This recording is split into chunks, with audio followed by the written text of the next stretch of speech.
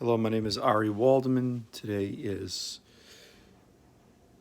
Wednesday, December 9, 2020, the 22nd day of the Jewish month of Kislev. My video, Keritot Mishna, day 1, where I start from the beginning. And I'm a person who stutters.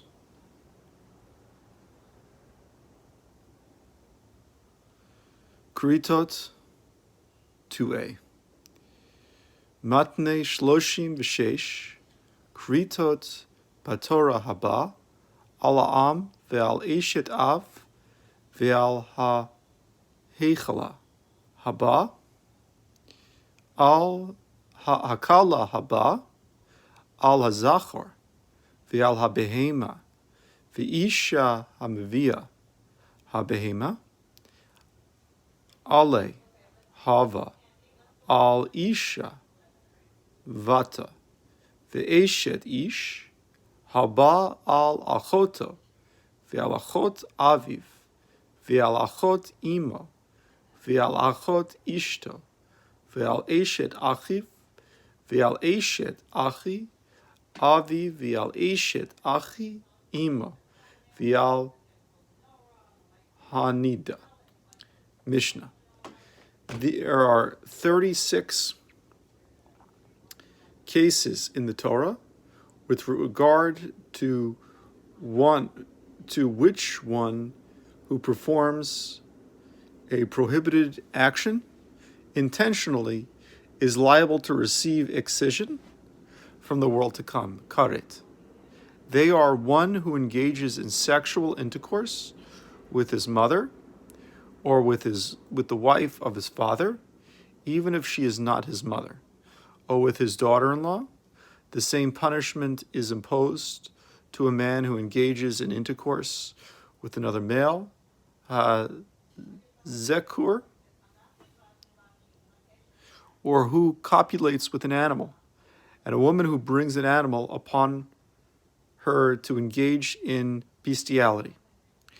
The same punishment is imposed on one who engages in intercourse with a woman and her daughter, or with a married woman.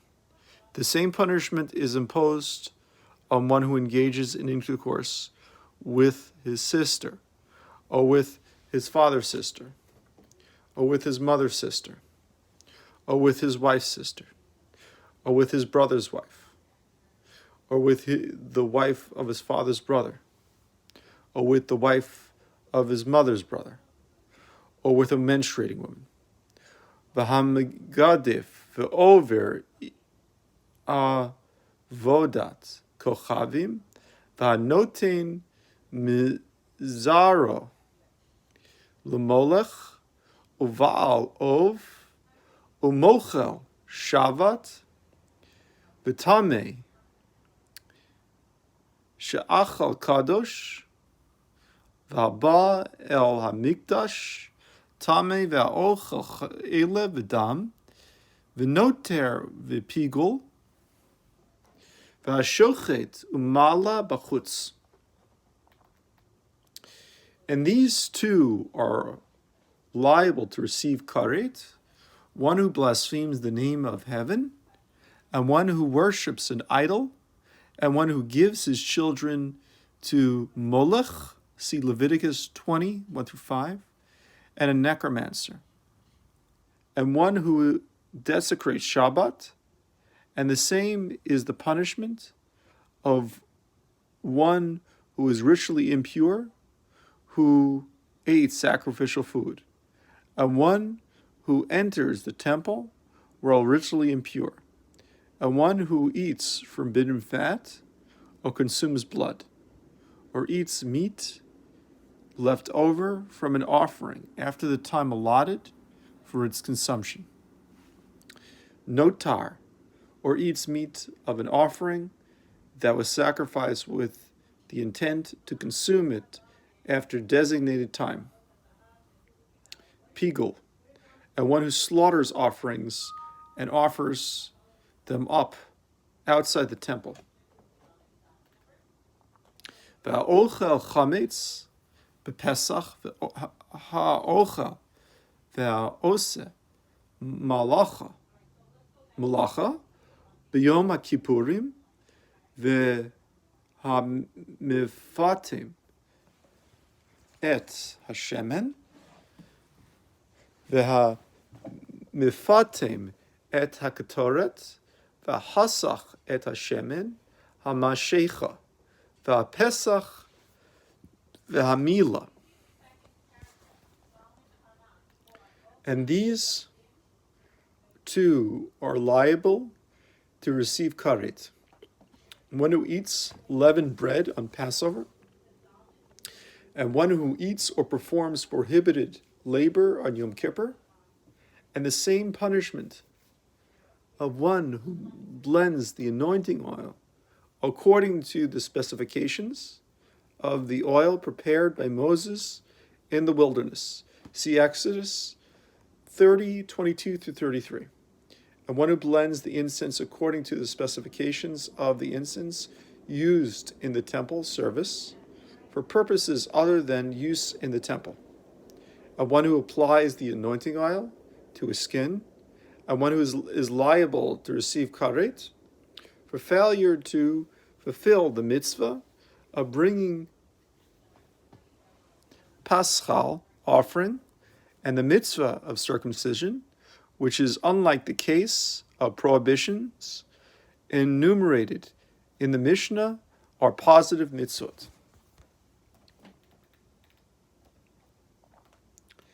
Al elu chayavin al zdono karet ve'al shgagato chatat ve'al lo hoda shalahem asham taloi chutz min hamatama mikodesh ukudoshav mipnei shehu be'olev yored divrei Rabbi Meir. For any of these prohibitions, one is liable to receive karet for its intentional violation and to bring a sacrifice, to bring a sin offering for its unwitting violation, and for their violation in a case where it is unknown to him whether or not he transgressed. He is liable to bring a provisional guilt offering, which provides provisional atonement until he discovers whether or not he transgressed.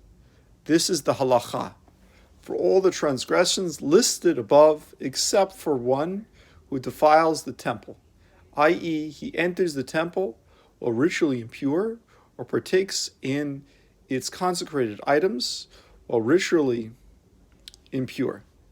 In these cases, he does not bring a provisional guilt offering because he is obligated to bring a sliding scale offering for a definite transgression. This is the statement of Rabbi Meir.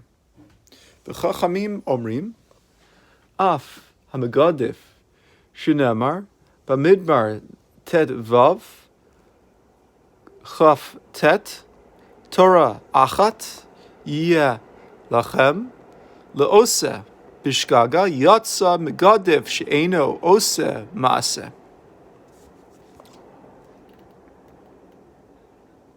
And the rabbis say the halacha is the same even with regard to the one who blasphemes, as it is stated with regard to the sin offering. You shall have one law for him who performs the action unwillingly. Numbers 15:29, excluding one who blasphemes, as he does not perform an action, but sins with speech. 2b.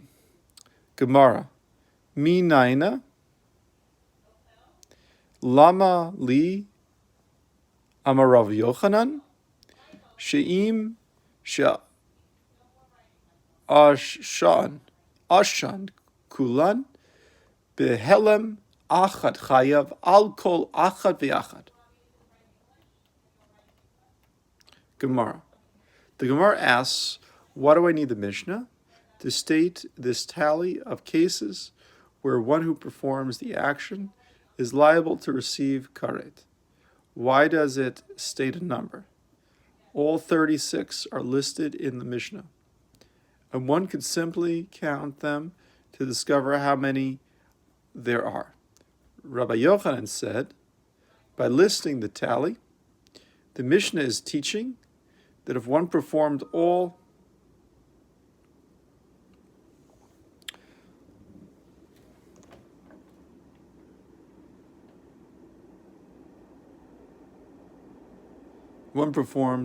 of them in the course of one lapse of awareness, he is liable to receive punishment for each and every one, i.e., to bring 36 sin offerings. Vato ha ditnan avot malachot mem chaser achad mi nina lama li she'im ashan kulan behelem achat chayav al kol achat v'achat. The Gemara asks, and furthermore, with regard to that which we learned in a Mishnah, Shabbat 73a, the primary categories of labor are 40 less 1. Why do I need this tally of 40 less 1? The Gemara answers, by listing the tally, the Mishnah is teaching that if one performed all the prohibited labors in one lapse of awareness, during which he was unaware of the prohibition involved, he is liable to bring a sin offering for each and every one. To ha ditnan dalid macho sare kfara minaina.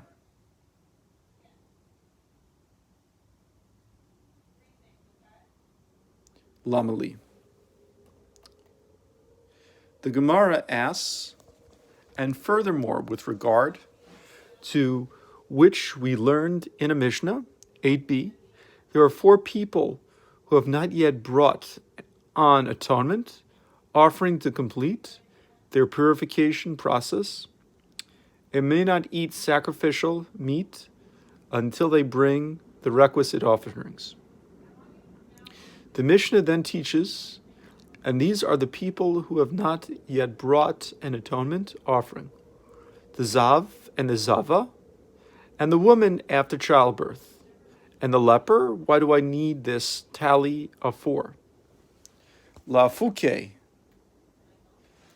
Mida Rav Eliezer ben Yaakov de Amar, Hey Have Ditna Tanya Rav Eliezer ben Yaakov Omer, Ger Mechoser Kapara Ad Sheyizrak Dam Alav Ahachi Tana Dalid.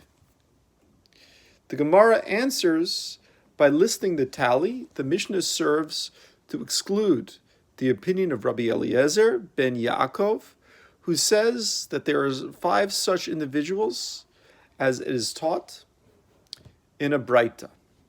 The Rabbi Eliezer ben Yaakov says a convert is also one who has not yet brought atonement offering, and he may not partake of sacrificial meat, although he was circumcised and immersed in a ritual bath, until the priest sprinkles the blood of his offering on the altar. On his behalf, it is for this reason that the Mishnah teaches 4, to emphasize that there are not 5 such people. Tav ha ditnan dalid mivin al hazadon kishkaga minaina lamali. The Gemara asks,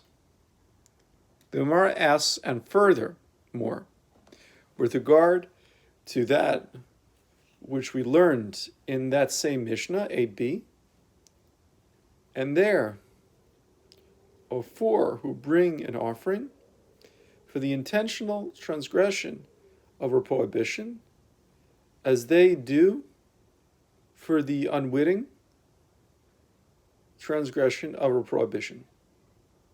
One who engages in intercourse with a designated maidservant, see Leviticus 19:20 through 22.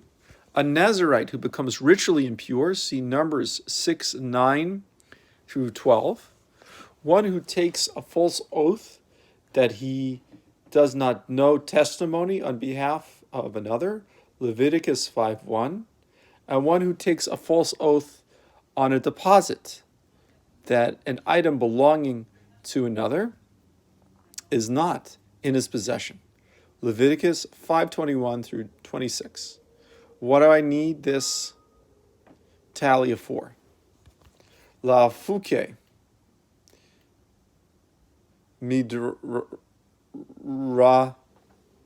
midrabi Shimon, Titania Rabbi Shimon Omer, Shavuot ha-pokton lo nitan. Zdona likfara.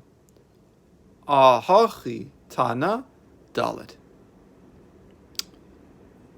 The Gemara answers by listing the tally the Mishnah serves to exclude the opinion of Rav Shimon, as it is taught in a brisa that Rabbi Shimon says the intentional transgressor who takes a false oath on a deposit is not given the opportunity for atonement by bringing an offering. It is for this reason that the Mishnah teaches to emphasize that taking a false oath on a deposit is included in this list. 2. He, Titnan Hashem, Mevian Karban Echad al Averot Harbe Minina Lamali. The Gemara asks, and furthermore, with regard to that which we learned in a Mishnah, there are 5 people who bring one offering for several transgressions, i.e., for violating the same transgression several times. And the Mishnah then teaches these individuals bring one offering for several transgressions, one who engages in several acts of intercourse with an espoused maidservant, a Nazirite who becomes ritually impure via several instances of ritual impurity, one who issues a warning to his wife with regard to entering into seclusion with several men, a leper who was afflicted with several instances of leprosy, and a woman who gave birth to several offspring. What do I need this tally of 5? Mishum deka bai le mitna sefa nazir im nitma tomaot harbe masechat umashechat la kagon de itme bashvi v'azar v'nitma b'shvi umine Rav Yossi b'Rabbi Yehuda he de Amar Nizirot de Tara min shvi hu de Chayil ale. The Gemara answers the Tana of the Mishnah, lists the tally because he wants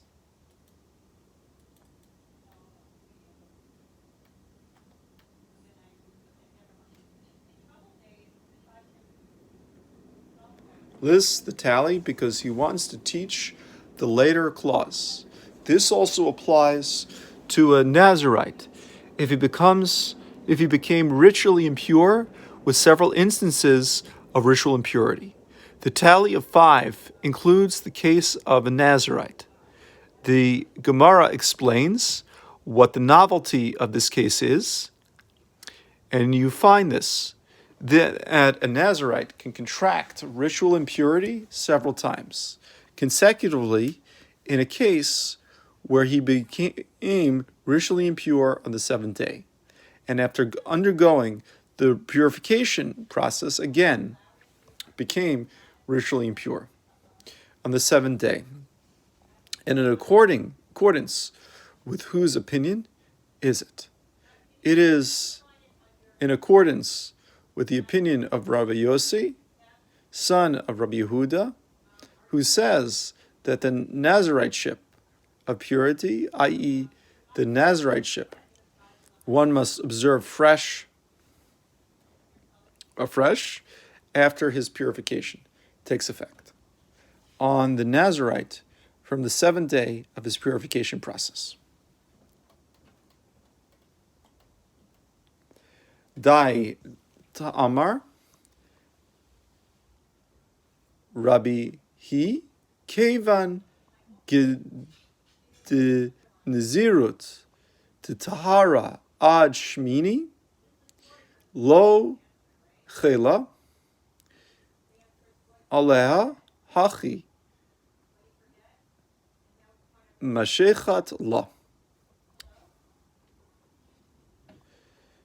The Gemara clarifies, as if you say the Mishnah is in accordance with the opinion of Rabbi Yehuda Hanasi, that is difficult, since he says that the Naziriteship of purity does not take effect on the Nazirite until the 8th day. How can you find a case in which these circumcisions apply? I.e., a Nazirite can be considered impure with several instances of ritual impurity in the same term of Naziriteship.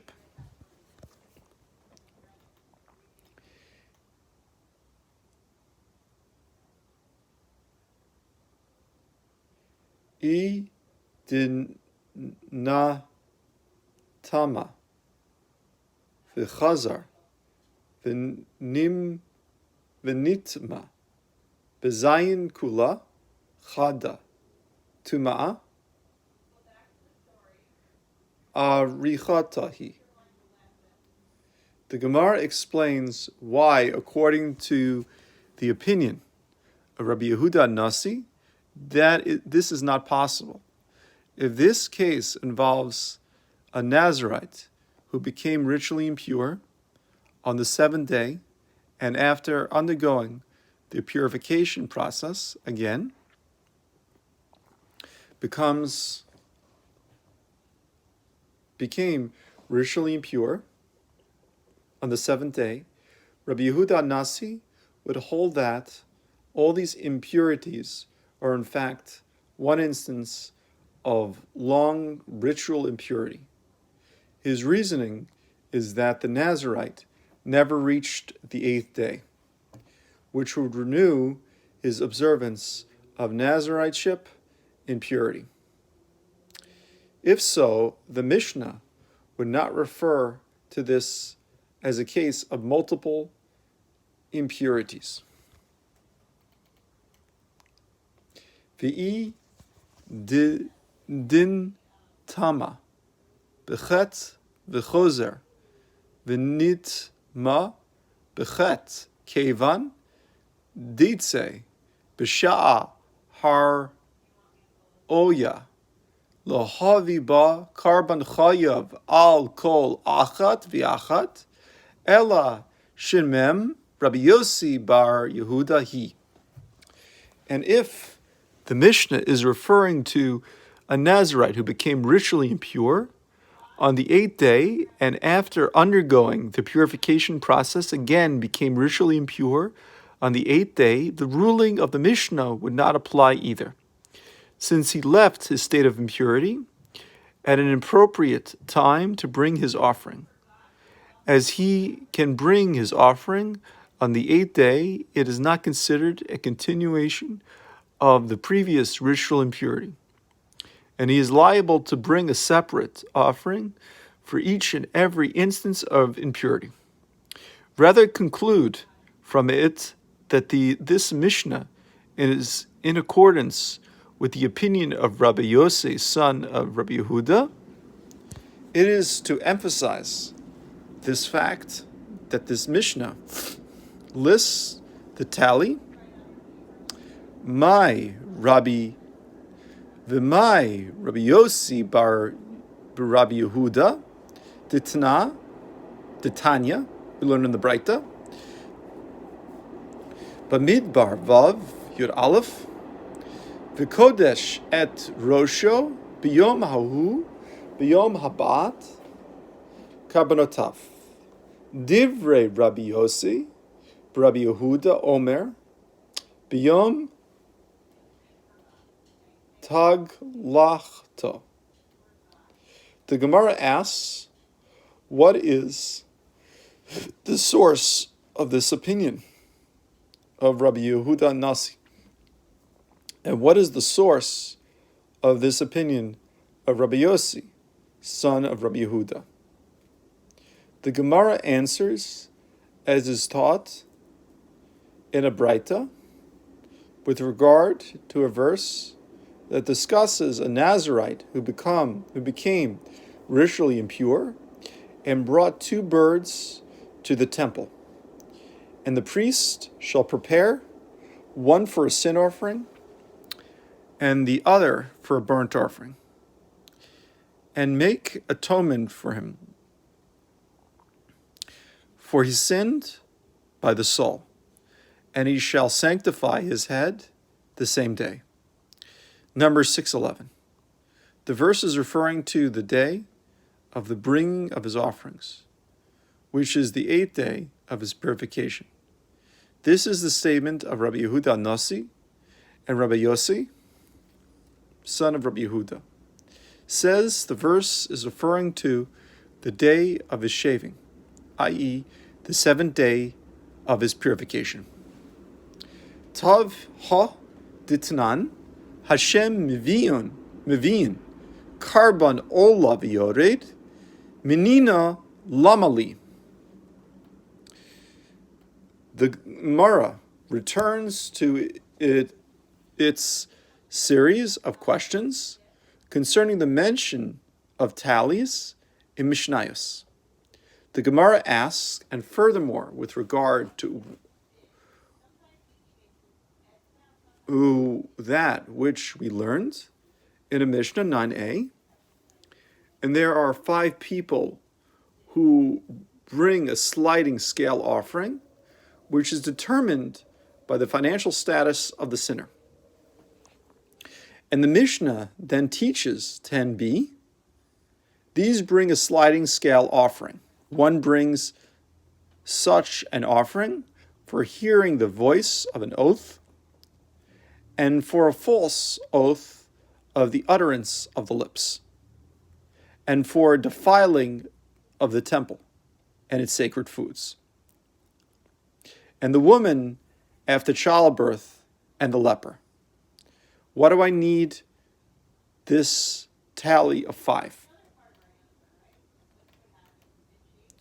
Mishum de kanti de katni seifa nasi kiyotse vahen Hashem lafuke midra de amar nasi mevi shir seir. The Gemara answers the Tana of the Mishnah lists the tally because of the halacha taught